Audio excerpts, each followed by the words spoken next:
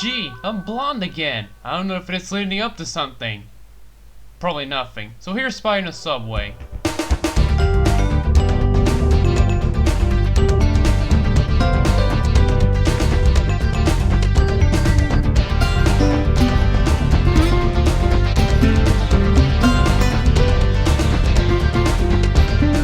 Spyro the Dragon is quite popular even today. Shame about his brother Spyro not getting any attention. It's a trans joke, you'll never get it.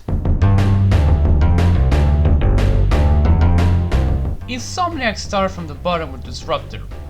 Nobody still heard of that game? I don't blame you. Then this guy rocketed to the top with Spyro the Dragon, an entertaining yet bare-bones collectathon platformer starring the lovable purple dragon that was unfortunately butchered for a while. I reviewed that game last year, so go check that out first. So like Naughty Dog and Crash Bandicoot, they've decided to make a sequel and release it next year.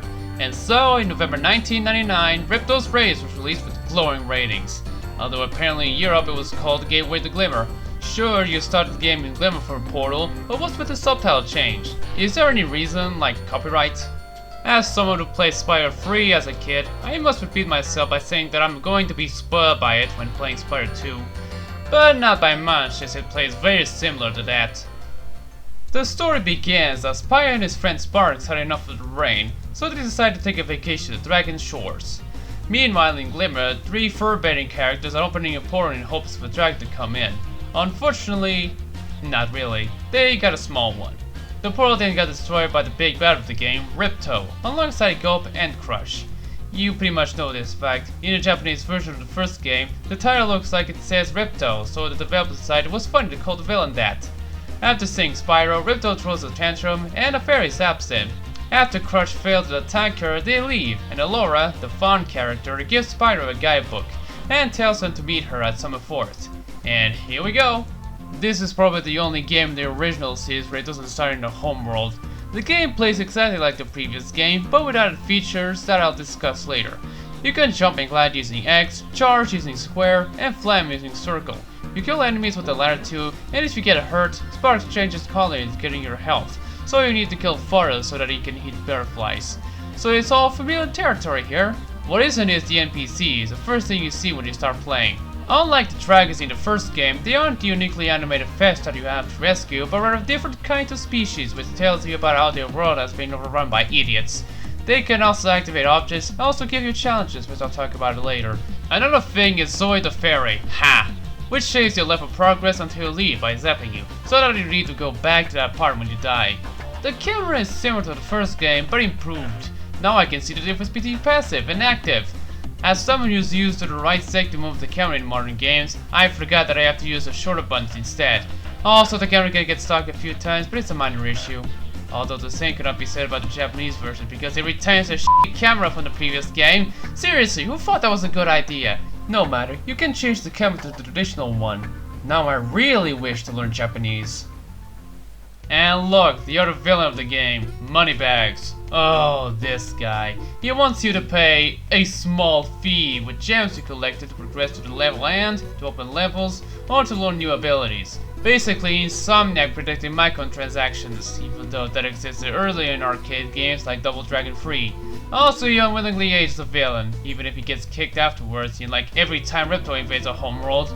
Oh yeah, new abilities. You can now hover mid-air to have an extra leeway on a height, useful for long jumps, and it looks so natural and smooth, unlike the Sun Fawn in the first game. He can now grab small things by putting them in his mouth and spit in any place, and yet by using Trogger is very useful.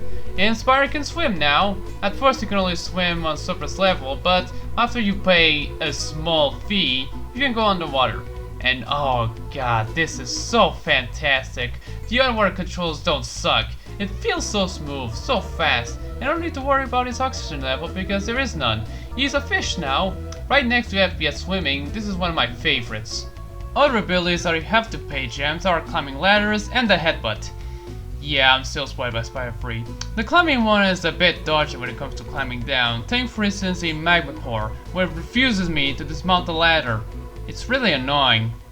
So after reaching the end and receive a talisman, you head to Summer Forest, where Ripto kicks Moneybags out of the castle, palace, whatever. Elora introduces herself to Spyro and tells him to get the talismans and also Orbs to progress and defeat Ripto. Spyro, what are you, some kind of goat? I'm a fawn, you dork. Oh. By the way, what happened to the crystallized dragons? Welcome to Summer Forest and... oh, God, I already love this. The scenery, the coloring, the ambient soundtrack, it's so mesmerizing. So unlike the hub worlds in Spyro 1, these ones have no enemies to kill, which makes them even more peaceful. Here you get to learn how to glide and hover with Hunter, and be heartbroken by the fact that you have to wait till you pay to climb ladders. Humph. But oh man, I still love the serene vibes it has, and so does the rest of the home worlds. My favorite being Autumn Plains with its large map size and aesthetic. It also has the largest number of worlds, with 2 speedways. Oh god, the music! The music! As for the worlds you've actually played, they all have a cutscene when you first enter and exit, aside from Gloom, which doesn't have. They're quite cheery and funny, even if the few are quite dark like Microtransactions at the end.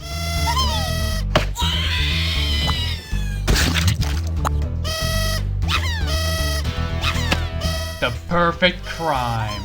So the basic structure is that someone's having trouble with the enemies, you defeat them and reach the end, receiving a talisman in the process.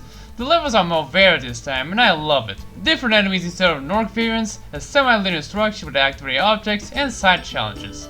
Yes, these are first introduced in this game, and unlike in 3, they're all in the same map, either having a dedicated area or happening around the map. They range from lighting up these crystals easy to irritating as heck hard.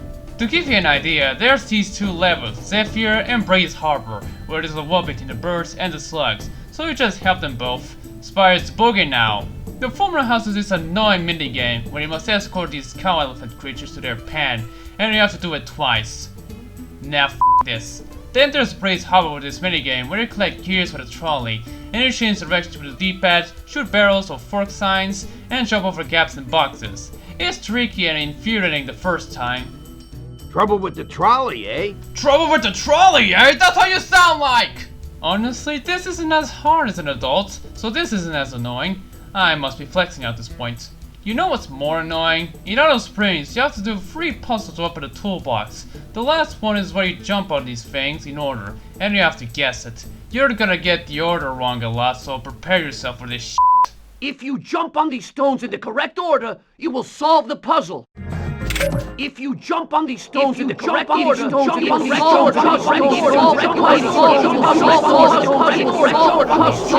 Shut up! I can feel your rage building up through your veins. You really must love hate sex, huh? This is a side quest in Fracture... yeah, that. The place where they're eating bushes. Hunter has his feet stuck on stone, so he needs an alchemist to destroy it. So you help him get there by pushing the earth shapers. And let me tell ya, he's a piece of shit. Not only is he programmed to get to every enemy in the area, but he's also tasked to trick you into thinking he's going towards them, only for him to suddenly turn around. What a dick. And when you successfully do it, Hunter then tasks you to headbutt them after landing a shot. Of course, before going to Winter Tundra, you forget that you don't have that ability, so you purchase that for a small fee of 1,000 gems! And oh shit, you have to do the Alchemist quest again, because apparently the game resets the level as if nothing happened when you return.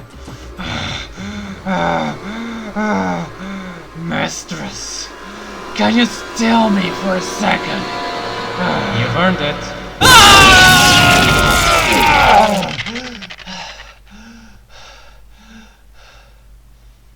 You done?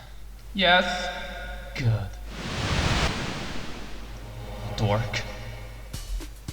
Granted, I did this after I defeated Ripto, and the gems and orbs you collected don't respawn, but it just strikes me a nerve and side quests are locked behind ability paywalls in a little homeworld. There's a similar issue in Spyro 3 with the playable side characters, but it's not as irritating. Some other mentions go to the Crystal Popcorn Challenge in Microtransactions where Hunter is a fast boy, this one in Sunny Beach where he prevents Toros to get into the hot pot twice, and it has this perspective. Every freaking challenge in Hurricanes, the flag feed changes in Scorch, the Nighters are killing in Skelos Badlands, Agent Zero in Cloud Temples, the hockey game in Colossus, I could be here all day. I like the Snow Leopard one in Crystal Glacier, where you have to feed them enough fish so that they could return to their owner. They're just so cute. I like the supercharging ones.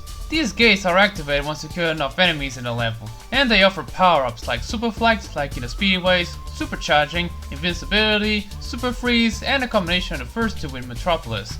There's also this spring gate which just lifts you to a higher place, and when you successfully complete a challenge, you'll be given an orb. Orbs are important to open parts of the home world and speedway levels, and most of them have to be earned. There are still a few scattered around hub worlds. Other than unlocking stuff in the final boss, they don't serve much purpose. This is a collectathon through and through after all, just with more character. Speedways make a return, now actually called speedways instead of flights. They're pretty much what you expect. Pass through rings or gates, flame them bastards, earn the gems after completing them, and you're done. However, there is a challenge on each speedway, and it mostly involves Hunter, either competing against you or helping you. Holy hell, the paragliding challenge. Due to how fast I go, I have to have some fast reflexes. Thankfully, I did it on my first try. It's just so unusual for the minigames. Same goes for the rail shooting in Canyon Speedway. You usually see these kind of stuff in Hunter Speedway Challenge with Spyro 3. So after getting all 6 talismans in Summer Forest, you're off to defeat Crush. But not before Laura gives you some backstory. It turns out this whole Ripto crap happened because of Hunter's stupidity. So yeah, they sure really ditched him after that. Thankfully, the fairies deactivated the portal before it got worse. So after Hunter tells them that Ripto hates dragons, they headed to Glimmer to get one. Oh man, the bosses are harder this time. Instead of the whole come back here structure like the nasty Gnork, they're actually fights. The bosses chase you, attack you, even pick up items to give themselves an advantage. I like that. The boss that I had trouble with the most was Gulp. You rarely get fodder dropped, and the laser balls from his cannons gives you loads of stress when you're low on health. I did defeat them after 2 tries, but it was really hard. After defeating Gulp, Ripto falls from his throne. The cutscene plays like you finish the game with Laura and the fairies celebrating you. Turns out in the next cutscene where they're about to activate the portal back to the dragon world, he didn't really die. He steals the red crystal from the portal so that he could use it for his new scepter. But now, instead of collecting talismans, you must get 40 orbs to unlock the door to defeat him. Okay, that was a sudden shift. No matter, since I had 36 orbs and that's after finding all 3 of them in the hub world, I can just finish all 4 of the levels. There we go, all said and done, plus some extra orbs. Now I'm off to beat Ripto. This is a 3-act boss stage. The first where you just fight Ripto, the second him with a robot Gulp, and the third where you fight him in the air and the floor is lava. A very nice set piece. For real, even if it's hard, it is really awesome after the disappointing final boss in the first game, even with the shrinking platforms. In the first 2, you must pick up 3 gems to use power-ups for a short time against them, but don't get cocky, as Ripto can do it as well. The third one is where you use the combination to harm him and his birds. Since I'm in an emulator, I can choose save states, but if you die here, you have to do it all over again. Ain't that fun? And with that, Ripto has been killed. Forever. That doesn't exist. Honestly, Spyro and Ripto has some great banter, and a nice way to the situation, unlike Nasty Nordic and the Sorceress, which he almost never spoke to them. This is why he's very popular to fans, so aside from the good GBA games, it's sad that he inexplicably returned in garbage, and garbage shouldn't exist. So after that, they celebrate his defeat and the professor activates the portal to Dragon Shores. Hooray! Now I can... Sorry, but I can't let you into our little park until you found more gems and orbs than Avalar. Good luck. Well, you know what? Instead of just doing the bare minimum, I'll complete the game then. I mean, I could just download footage from someone else or get a save file, but I'm gonna do it fair and square. With a few save states because I'm a loser. Which means I have to do the Cowlex thing. Oh god. Thankfully, Sparks can now point out where the gems are, saving some of the hassle. They do not help me point out where I'm supposed to spit these objects in a fetch quest at Misty March. Well, I can safely say that after over an hour of suffering, I finally did it. Well, I am impressed. Well, minus the skill points, but screw that. The only other game that I completed 100% was the PS2 version of Pro Street, and that's because I raced in faster cars to do so. I'm unfair, and I deserve hell. And here it is, Dragon Shores, where you get to do these mini games like the shooting range, which you do it 3 times. Same goes to the roller coaster. Trouble with the trolley, eh? The love tunnel. They're definitely friends, I swear. And the ball toss, again, 3 times. Winning one of them will give you a token, and collecting 10 opens up the cutscene theater. How rewarding. Forget that, if you complete the game, you get the Infinite Super Flame for your next playthrough. Now that's rewarding! For presentation, it's still gorgeous. It's colorful, vibrant, lots of variety, and fun to look at. I don't know why Spyro has a permanent upset face throughout the game. Even if he managed to get to Dragon Shores, he's still upset. Good God, cheer up! It may be my nostalgia doing things to me, but honestly I like the visuals in the original version than the reunited one. It's like there are some things that just don't work for me, like the cave in Skull's Badlands. Jeez. Oh, Agent Zero, what happened to you? The twins in Scorch are fine, but this is just... Ah! Yeah, I prefer the original. It's the charm, you know. The sounds are great. It has the familiar gems pickup that I love since I played the third game. It has more oomph than the first one. For voices, Tom Kenny now voices the dragon, and it's really better than the nasal voice Alice Rocky did. He also voiced Professor, the Horicos fellas. I think there's a diode around here somewhere, but my eyesight isn't what it used to be. Why does he sound like a cash cow? Sure, they had to reuse the available actors to voice the NPCs. Even Juliet is voiced by Moneybags. Romeo! Romeo! Wherefore art thou, Romeo? Oh gee, I wonder why they cast a woman to voice her in the reignited version. I don't know what's up with Zoe's voice. Most of the time she sounds normal. Hi, Spyro. I'm a friend of Alora's, and she's asked me to help you out. But other times her voice is artificially pitched up. Remember Hunter's advice? You will glide farthest if you press the X button at the very top of your jump. It's just strange. I know, right? Oh, sorry. I have alien in me.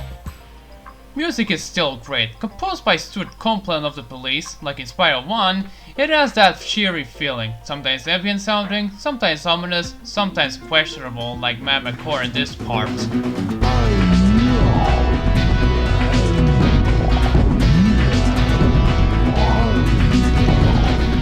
I keep rigging Matt McCore a lot, am I?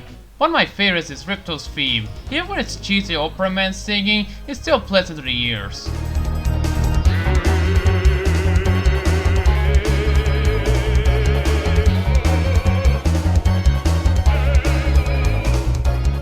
Also, Fracture Hills and Idle Springs share the same song. I don't know why. Maybe time constraints? Space limitations? Spyro 2 is a really great game. There's more things to do, challenges to overcome, and annoying characters to deal with. So relive then. But seriously, it is a very good game. Through modern ways, you can either get it for cheap on a PS3 or Vita via the PS Store, if that still exists, or get the Reunited trilogy. I really want to play that, but my PC is too weak for it. And hey, since Insomniac got buddies with Naughty Dog back then, it has a demo for Crash Team Racing. At least this one doesn't have microtransactions. Right, off to an hairstylist. Hey Sarah, can you dye my hair for me? It's for my next review. Sassy, I have a plane to New York to catch in 4 hours. Oh, I do have time.